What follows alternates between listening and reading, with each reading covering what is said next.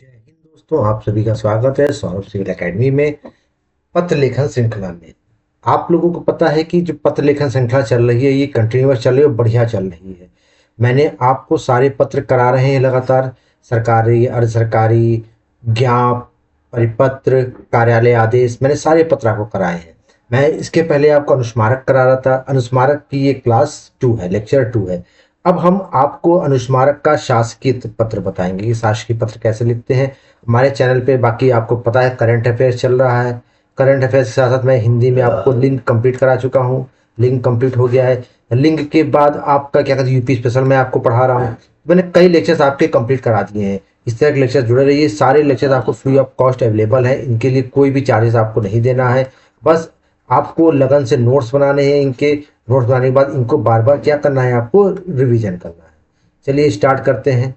तो पहले हम सरकारी का प्रारूप आपको बताते हैं, इसका उदाहरण देंगे। इसके बाद एक ज्ञाप है, ज्ञाप पर उदाहरण देंगे। तो अनुस्मारक संख्या पहले हम क्या करेंगे, अनुस्मारक संख्या डालेंगे। ठीक है, और अनुस्मारक संख्या के बाद आपको पता है आप कैसे संख्या बनाते हैं, ये तो आपको अच्छी तरह पता ही है। ठीक, नेक्स्ट चलते हैं। अनुस्मारक संख्या लिख लीजिए। अनुस्मारक संख्या लिखने के बाद फिर आप बाएं आके क्या लिखेंगे, प्रेषक। सबसे ज्यादा महत्वपूर्ण है पत्र लेखन में कॉमा, पूर्ण विराम और शुद्धता। यहां लिखेंगे प्रेषक। प्रेषक मतलब जो पत्र भेजता है। इसके बाद यहाँ कॉमा लगा देंगे। इसके बाद आप नाम लिखेंगे। नाम लिखने के बाद फिर आपको मैंने बताया था कॉमा लगाएंगे। कॉमा लिखने के बाद फिर आप लिखेंगे पद, जिस पद पर वह व्यक्ति है। इसके बाद फिर कॉमा, फिर उसके बाद शासकीय पता। मैंने आपको बता रखा है कैसे शासकीय पता। उसके बाद पूर्ण विराम। ठीक है, सेम सरकारी पत्र का फॉर्मेट है, फॉर्मेट में कोई अंतर नहीं, इसलिए मैं ज्यादा इस पे आपको जोर नहीं दे रहा क्योंकि आपको पता है फॉर्मेट के बारे में। मैंने जो पिछले पत्र बताए हैं सारा इसे फॉर्मेट मैंने आपको बता रखा है। इसके बाद पद, जिस पर पद वो व्यक्ति है जिसको हम पत्र भेज रहे हैं। फिर कॉमा, कॉमा के बाद शासकीय पता, पूर्ण विराम, अनुभाग।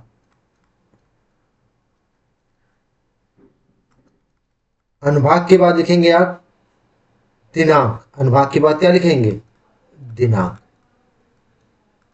दिनांक के बाद स्थान। स्थान लिखने के बाद देखिए मैं सरकारी पत्र की तरह सेम है, अनुभाग, अनुभाग पर दिनांक, कॉमा, स्थान, फिर पूर्ण विराम। इसके बाद नीचे आएंगे आप, फिर विषय लिखेंगे। विषय, विषय के बाद आप लिखेंगे, आपको पता ही है, के संबंध में अनुस्मारक पत्र। अनुस्मारक पत्र, के संबंध में अनुस्मारक पत्र। इसके बाद आपको पता है यहां क्या लिखते महोदय, कॉमा, अनुस्मारक पत्र लिखने के बाद पूर्ण विराम, कॉमा, फिर आप क्या लिखेंगे नीचे, उपर्युक्त विषय के संबंध में, के संबंध में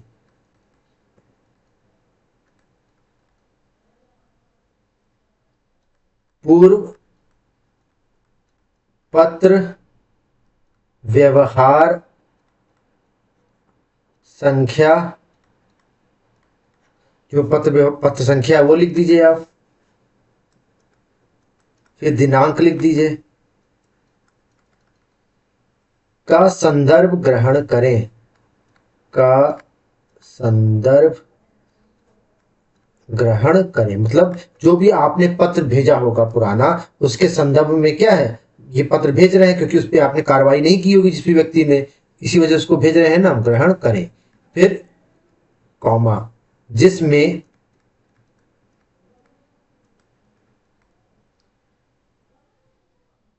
आपको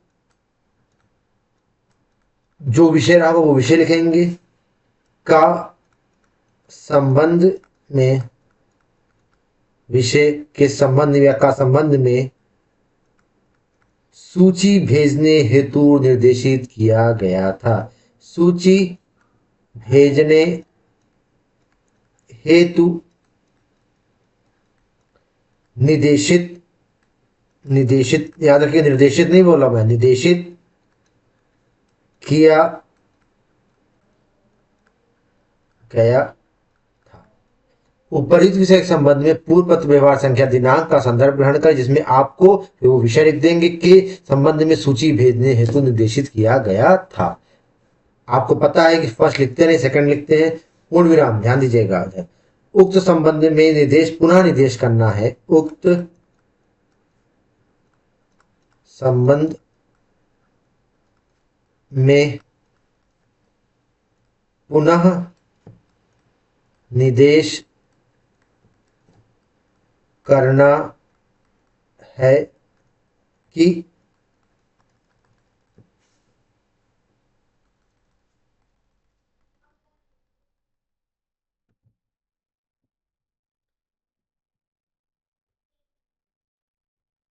ये लिख देंगे। इसके बाद आप तीसरा लिखेंगे अपेक्षित सूचना। अपेक्षित सूचना सूचना तत्काल प्रभाव से उपलब्ध कराएं। तत्काल प्रभाव से उपलब्ध कराएं। उपलब्ध कराएं। जो भी हम सूचना भेजेंगे उनको क्या बोलेंगे, उपलब्ध कराएं। देखिए चलिए मैं रिवीजन कराऊंगा दोबारा आपको फॉर्मूला बनाने के बाद, ठीक। उसके बाद देखिए यहाँ क्या लिख देंगे आप, आपको पता है संलग्नक लिखा जाता है।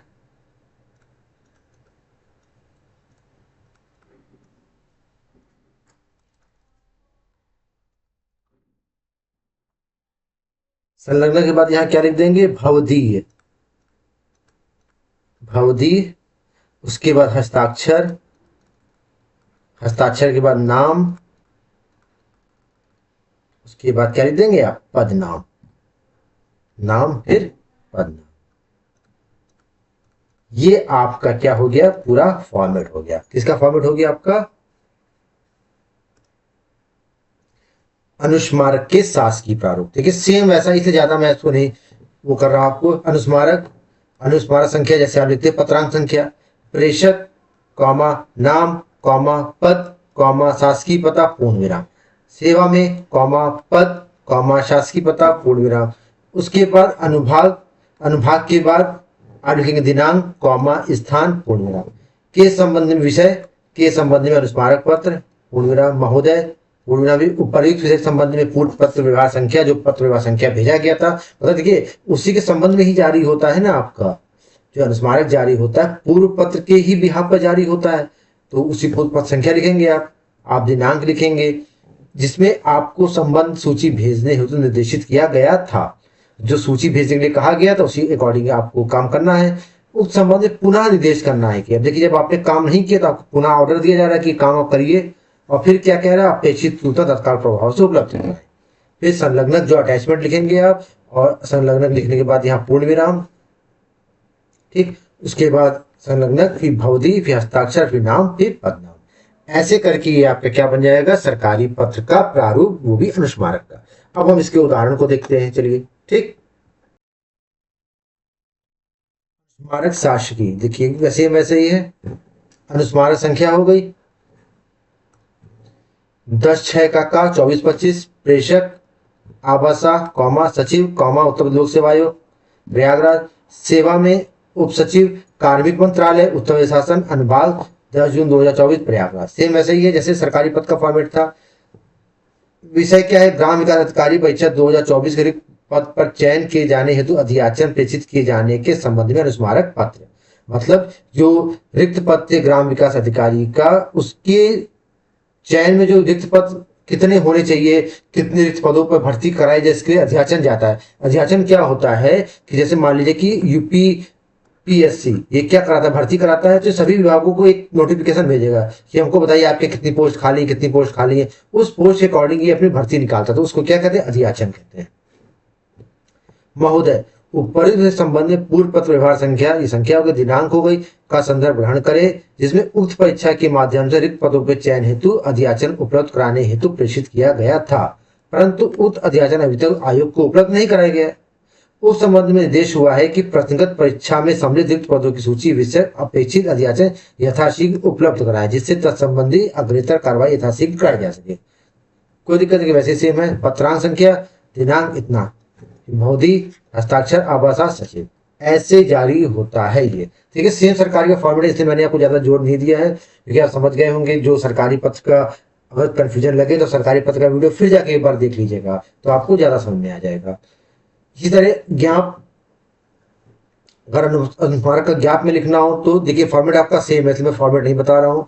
अनुस्मारक ज्ञाप, जनजाति कला विभाग लिखेंगे पहले आप, फिर अनुभाग 1 अनुस्मारक संख्या जैसे लिखते थे, फिर दिनांक, कार्यालय ज्ञाप, कृपया संलग्न पद संख्या, दिनांक इतना इतना का अवलोकन ग्रहण करने का कष्ट करें, जिसके द्वारा जनजाति कलाओं को प्रोत्साहित करने हेतु विशेष कार्य योजना विशेष संतुष्टि की अपेक्षा की गई थी, जो अभी तक विभाग को प्राप्त नहीं हुई।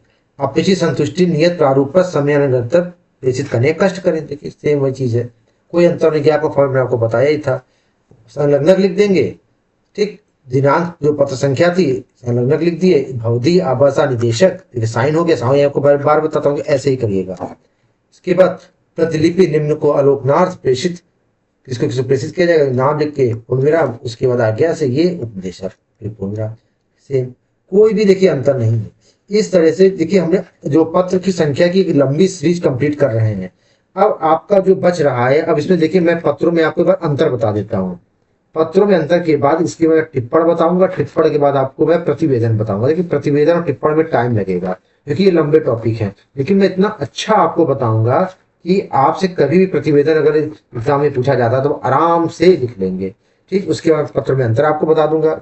ऐसे ही लेक्चर्स के लिए देखिए कंटिन्यूस मैं लेक्चर आपको पढ़ाता हूँ, और ऐसे ही चलते रहेंगे लेक्चर, ठीक है, और बाइलिंगुअल चलते रहेंगे और कंटिन्यूस चलेगा। मैं मेंस आंसर राइटिंग बहुत जल्दी स्टार्ट करने वाला हूं, तो जो बच्चे मेंस की प्रिपरेशन कर रहे हैं वो बच्चे इस पे कंसंट्रेट करें, क्योंकि अगर यूपी पीसीएस या पीएससी निकालना है आपको, तो आपको इंटीग्रेटेड पढ़ाई करनी पड़ेगी। खाली आपका फ्री पढ़ने से तो काम चलेगा नहीं। ठीक है, चलिए फिर मिलते हैं नेक्स्ट वीडियो में, तब तक के लिए जय हिंद, जय भारत।